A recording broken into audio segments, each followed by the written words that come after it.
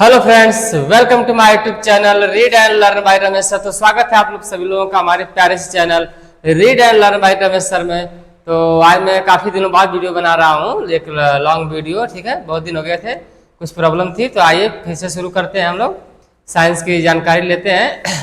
तो आज हमारा टॉपिक है, जैसे कि बोर्ड पर देख रहे हैं लिखा हुआ कि बेकिंग सोडा। ठीक है, बेकिंग सोडा टॉपिक होती है, खाने वाला सोडा के नाम से बेसिक जानते हैं। बेकिंग सोडा या खाने का सोडा। ठीक है, तो आइए इसके यूज़ के बारे में हम पढ़ते हैं। ज़्यादा लंबी वीडियो नहीं रहेगी, बस इसके यूज़ कहाँ कहाँ होते हैं आप आज सीखेंगे कि इसके यूज़ कहाँ कहाँ होते हैं, रियल लाइफ में भी और बुक्स में भी जैसे लिखा रहता है वैसे भी। ठीक है, तो आइए बिना देर करे शुरू करते हैं।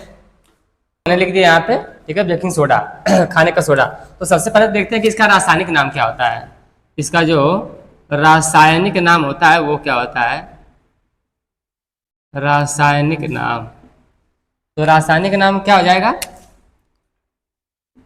तो रासायनिक नाम तो तभी पता चलेगा जब आप इसका फार्मूला जानते होंगे। तो पहले फार्मूला के लिए देते हैं। देखिए क्या होता है, NaHCO3। ये होता है आपका बेकिंग पाउडर यानी खाने के सोडा का फार्मूला। इससे हम कहते हैं कि सोडियम हाइड्रोजन कार्बोनेट या फिर सोडियम बाइकार्बोनेट। इसके दो नाम हो सकते हैं, सोडियम हाइड्रोजन कार्बोनेट या फिर आप ये कह सकते हैं कि सोडियम बाइकार्बोनेट, सोडियम बाइकार्बोनेट। ठीक है, इसके दो नाम हो सकते हैं। फार्मूला देखिए NaHCO3 होता है। ठीक, आइए देखते हैं कि इसके यूज के बारे में देखते हैं कि क्या इसके यूज हैं। तो पहला था कि आपको प्रति अम्ल बनाने में, ठीक है, दिमाग बिल्कुल लगाइए एकदम कि प्रति अम्ल क्या होता है। तो इसको अंग्रेजी कह सकते हैं कि एंटी एसिडिक। बहुत शॉर्ट भाषा में लिख दिया गया, किताब में काफी लंबी लाइन लिखी होगी इसकी। प्रति अम्ल का मतलब होता है कि जब अम्ल बन जाता है तो उसको खत्म करने के लिए, अम्ल का दुश्मन। प्रति अम्ल का मतलब होता है अंग्रेजी में कैसे एंटी एसिडिक कहते हैं, और एंटी का मतलब होता है एंटी पार्टी, यानी कि आपके सामने वाली अपोजिट पार्टी। तो जब आपके सामने अगर अम्ल ज्यादा मात्रा में बन जाता है तो उसे खत्म करने के लिए हम प्रति अम्ल बनाते हैं। ये कहाँ कहाँ के केसेस, जैसे कि हमारे पेट में, अगर पेट में गैस बन जाती है तो गैस हमेशा एसिड की वजह से ही बनती है। अगर पेट में ज्यादा मात्रा में गैस बन जाती है, कहिए कि वो कच्ची डकारा पानी लगती है, खाना फंस जाता है, ऐसा कुछ पेट में हो जाता है, तो आप इनो लेते हैं। अब इनो है क्या, इनो एक एंटी एसिडिक चीज है, ठीक है ना, जिसमें क्या मिल्क ऑफ मैग्नीशियम मिला रहता है, मिल्क ऑफ मैग्नीशियम होता है, तो एक एंटी एसिडिक होता है। तो कहीं ना कहीं हम इसका जो है कि सोडियम बाइकार्बोनेट यानी खाने के सोडे का यूज कर सकते हैं एंटी एसिडिक यानी प्रति अम्ल बनाने में, यानी कि अम्ल को खत्म करने में। साफ भाषा में यही है कि अम्ल को खत्म करने में, पेट में जो अम्ल की मात्रा बढ़ जाती है उसे समाप्त करने के लिए। अब ऐसा क्यों करते हैं, अब ऐसा इसलिए करते हैं क्योंकि हम लोग जानते हैं कि अगर अम्ल को खत्म करना है तो उसको क्षार से क्या कर दिया, रिएक्शन करा दीजिए। और जब भी क्षार से रिएक्शन करा देंगे तो वहां पे क्या बन जाएगा, आपका लवण और जल बन जाता है। यानी कि ये जो बनेगा रिजल्ट में वो अम्ल और क्षार दोनों नहीं रहेगा, न तो अम्ल रहा न तो क्षार रहा, तो कोई नुकसान नहीं है। यानी अम्ल को खत्म करना तो क्षार से उसको रिएक्शन कराना पड़ेगा। जब हमारे पेट में अम्ल बन जाएगी तो हम उसमें क्या डालेंगे, ये डालेंगे सोडियम हाइड्रोजन कार्बोनेट। तो क्या ये लवण है? नहीं, वास्तव में ये क्या है, सॉरी ये क्षार है, नहीं, वास्तव में ये एक लवण है, वास्तव में ये क्या है, लवण है। लेकिन जैसे इसको वाटर में डिजोल्व करते हैं, पानी में घोलते हैं, तब ये जो इसका विलयन बनता है वो क्षारीय होता है। ये अगर सूखे रूप में है, पाउडर के रूप में है, तो ये लवण है। पर जैसे इसे पानी में घोलेंगे तब ये क्या होगा, एक क्षार का रूप ले लेता है। प्रॉब्लम बात ये है कि ये क्षार बन जाता है। ठीक है, तो ये कोई पूछे कि क्या ये क्षार है, तो नहीं, ये लवण है। लेकिन इसे तो हम अम्ल से क्रिया कैसे करा रहे हैं, तो इसे जैसे अम्ल में घोलेंगे तो जब घुलते ही क्षार बन जाता है। ठीक, ये बात है। चलिए, तो ये एक उपयोग आप जान चुके हैं। अब देखिए आग बुझाने वाले यंत्रों में, तो जब कभी आग लगती है तो जो फायर ब्रिगेड की गाड़ी होती है उसमें पहले से ही एसिड भरा होता है, इसका मतलब अम्ल भरा होता है। अब अम्ल भरा होता है तो हमको पता है कि जब उसमें अम्ल भरा रहेगा तो हम उसमें क्या करा देंगे, और यहाँ से ये जो रिएक्शन तो आपका हल्का से होगा, इसमें साथ में CO2 गैस भी मुक्त होती है ना, साथ में क्या होती है, CO2 गैस भी मुक्त होती है। ठीक है, तो CO2 गैस मुक्त होती है, यहाँ पे अधूरा लिखा गया था, लवण जल के साथ साथ CO2 गैस भी मुक्त होती है। तो हम जानते हैं कि जो फायर ब्रिगेड की वाहन होती है वो आग बुझाती है। अब आग बुझाने वाली गैस कौन सी है, जीके का एक क्वेश्चन है, जीके का, आग कौन सी गैस बुझा सकती है, तो आग बुझाने वाली गैस जो है ना वो CO2 गैस होती है। कौन सी गैस होती है, ये CO2 गैस जो होती है ये आग बुझाने में आपकी मदद करती है। यानी करती क्या होगी, जैसे आग, अच्छा आग पकड़ती क्यों है ये भी बात जरूरी है, आग किस गैस की वजह से पकड़ती है, तो आग लगने के लिए तुम्हें ऑक्सीजन गैस की आवश्यकता होती है। जहां पे ऑक्सीजन गैस रहेगी वहां पे क्या लग जाएगी, आग पकड़ सकती है। अब CO2 गैस जैसे ही छोड़ते हैं तो CO2 गैस इसके चारों ओर आ जाती है, चारों इसको CO2 गैस आ गई। अब ऑक्सीजन की जो सप्लाई हो रही थी बाहर से वो सप्लाई बंद हो गई, और CO2 गैस इसको घेर लिए। जब ऑक्सीजन की सप्लाई बंद जाएगी तो ये आग अपने से क्या हो जाएगी, ये आग अपने से बंद हो जाएगी, ये आग क्या हो जाएगी, बंद हो जाएगी। तो सेम वही प्रोसेस होता है, आग बुझाना है तो CO2 गैस छोड़ दीजिए, CO2 गैस आग के चारों तरफ क्या कर देगी, जाके एक कवर बना देती है, जिससे ऑक्सीजन की सप्लाई बंद जाती है और आग बुझ जाती है। तो अब आग बुझाने वाले यंत्र में खाने वाले सोडे का क्या काम है, क्योंकि हमको पता है कि अगर किसी एसिड के साथ कोई क्षार मिलाया जाए तो CO2 गैस निकलती है। अब हमको ये भी पता है कि जब बेकिंग सोडा को पानी में घोलते हैं या अम्ल में घोलते हैं तो वह एक क्षार बन, सब विलेन घोलते हैं पानी में, क्षार बन जाता है। अब क्षार की क्रिया जब इससे होगी तो लवण जल बनेगा, ये तो बनेगा तो ठीक है, बनने दीजिए, लेकिन साथ में CO2 गैस निकलती है, ये इंपॉर्टेंट बात है। और CO2 गैस से आग बुझती है, तो क्यों ना हम इसका इस्तेमाल कर रहे हैं आग बुझाने में बेकिंग सोडा का, ठीक है ना, काफी सस्ता पड़ जाएगा हमें। तो इसलिए आग बुझाने वाले यंत्र में पहले से क्या होता है बच्चों, अम्ल होता है और उसमें हम ये खाने का सोडा ले जाके मिला देते हैं, ठीक है ना, खाने का सोडा मिला देंगे, जिसकी वजह से क्या हुई, CO2 गैस निकलेगी जो आग को क्या कर सकती है, आग को बुझा देती है, आग को बुझा देती है। ठीक, क्लियर। दूसरा उपयोग भी क्लियर हो गया आपको। तीसरा देखिए, चर्म रोग के निदान में, तो बहुत अच्छी बात है। अब चर्म रोग का मतलब ये नहीं होता कि आप सफेद वाली दाग समझ लीजिए कि जो चेहरे पे पूरी बॉडी पे सफेद सफेद दाग हो जाती है, वो नहीं होता है, ठीक है ना। और कुछ लोग जो मानते हैं कि मछली दूध खा लेने से सफेद दाग हो जाती है, तो वो भी एक अफवाह है, साइंस इसे नहीं मानता है। और वास्तविकता भी है कि साइंस ऐसे नहीं मानता और होता भी नहीं है ऐसा, ठीक है। वो तो एक बीमारी, एक डिजीज है जिसकी वजह से वो ऐसा होता है। तो देखते हैं चर्म रोग के निदान में कैसे करते हैं इसका यूज।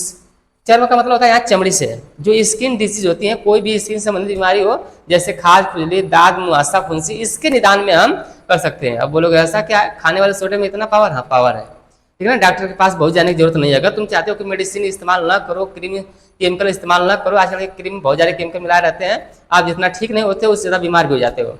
और मेडिसिन लोगे तो भी आपके लिए दिक्कत है, ज़्यादा मेडिसिन लेने से ज़्यादा किडनी पे फर्क पड़ता है, असर जाता है। तो आप चाहते हो कि ऐसा कुछ अच्छा इलाज करें, कुछ हाँ लंबा प्रोसेस चल जाएगा पर ठीक कर देगा आपको, ठीक है। अब बहुत ज़्यादा फैल गया तो नहीं। देखिएगा चर्म रोग के निदान कैसे होता है कि जैसे कि आपके चेहरे पे बात करें कि कोई मुहासा हो गया है, ठीक है, मुहासा हो गया है, कोई चेहरे पे फुंसी हो गई है, मुहासा या फुंसी हो गई है कोई चेहरे पे, तो उसे आप चाहे तो एक काम करिए कि या तो आप नारियल का तेल ले लीजिए, नारियल ऑयल ले लीजिए, या फिर शहद ले लीजिए, या फिर गुलाब जल ले लीजिए। इन तीनों में से किसी का भी इस्तेमाल कर सकते हैं, ठीक है ना। इनमें ले करके और इसके अंदर क्या डाल दीजिए आप, वही खाने का सोडा NaHCO3, ये जो खाने का सोडा है NaHCO3, इसको आप मिला सकते हैं इसमें।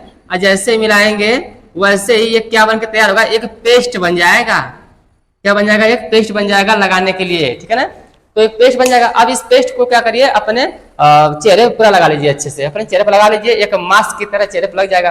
फिर 15 मिनट के बाद 20 मिनट के बाद उसे अच्छे से रगड़ के धो दीजिए, पानी से साफ हो जाएगा। ऐसा प्रक्रिया आप 10-15 दिन करिए, सुबह सुबह आपके चेहरे पे चमक आ जाएगी। क्योंकि ये जो इलाज करता है ना, इसका एक और काम है कि ये जो पुरानी चमड़ी होती है, पुरानी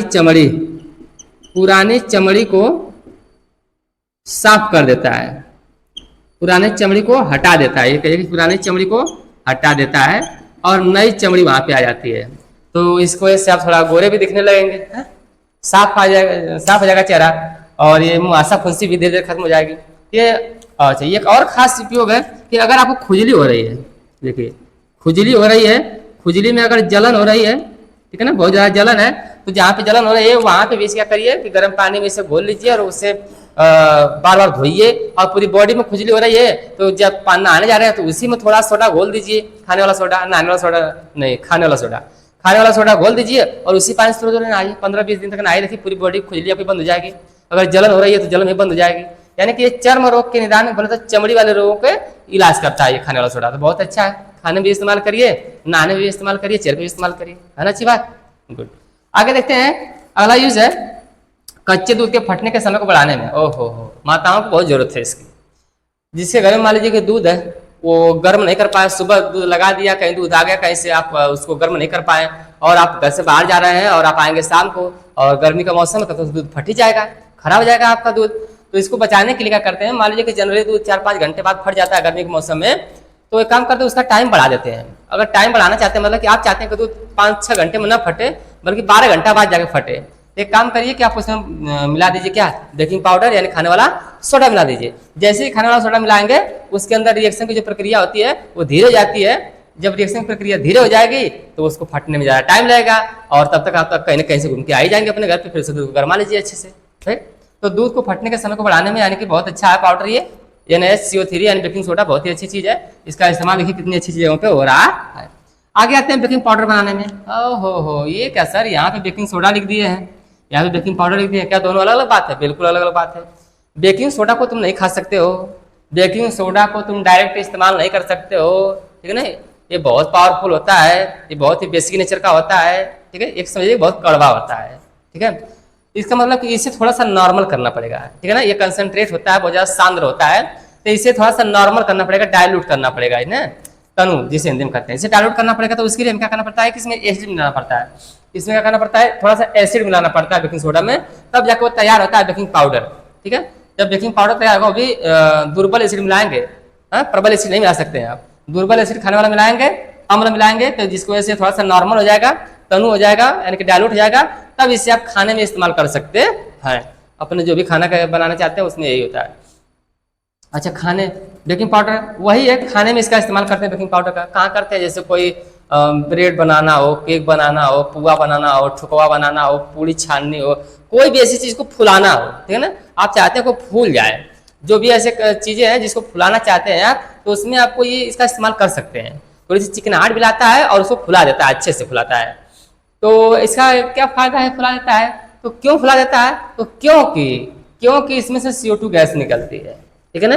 क्योंकि इसमें से क्या निकलती है, CO2 गैस निकलती है, और उसमें थोड़ा सा अम्ल मिलाया गया रहता है। तो थोड़ा सा अम्ल जब मिलाया गया रहता है ना, तो उसमें CO2 गैस निकलने लगती है। और जब CO2 गैस निकलेगी तो CO2 गैस का खास गुण है कि वो जहाँ से निकलती है वहां से छेद करते हुए निकलती है और किसी को फुलाते हुए निकलती है। तो इस तरीके से आपने क्या किया कि बेकिंग पाउडर यानी खाने के सोडे का पूरा उपयोग जान गए कि अब कहाँ कहाँ होता है। इसे 10th क्लास के स्टैंडर्ड में लिख सकते हैं, या फिर किसी एग्जाम में भी ये आपको मदद करेगा, या फिर जनरली आप एक कॉमन पर्सन है, एक सामान्य लड़के हैं, सामान्य व्यक्ति है, महिला है, कोई भी है, लड़की है, उसके यूज बहुत अच्छे हैं। ये जान सकता है कि इसके यूज हम घर में भी अपने कर सकते हैं, साइंस भाषा में इसे लिख भी सकते हैं ऐसे ही, ठीक है। तो ऐसे जानकारी के लिए हमारे साथ जुड़ जाइए। अब हम फिर से वीडियो बनाना शुरू कर दे रहे हैं, तो मिलते हैं आपसे नेक्स्ट वीडियो में। तब तक के लिए खुश रहिए, मस्त रहिए, स्वस्थ रहिए। Thank you.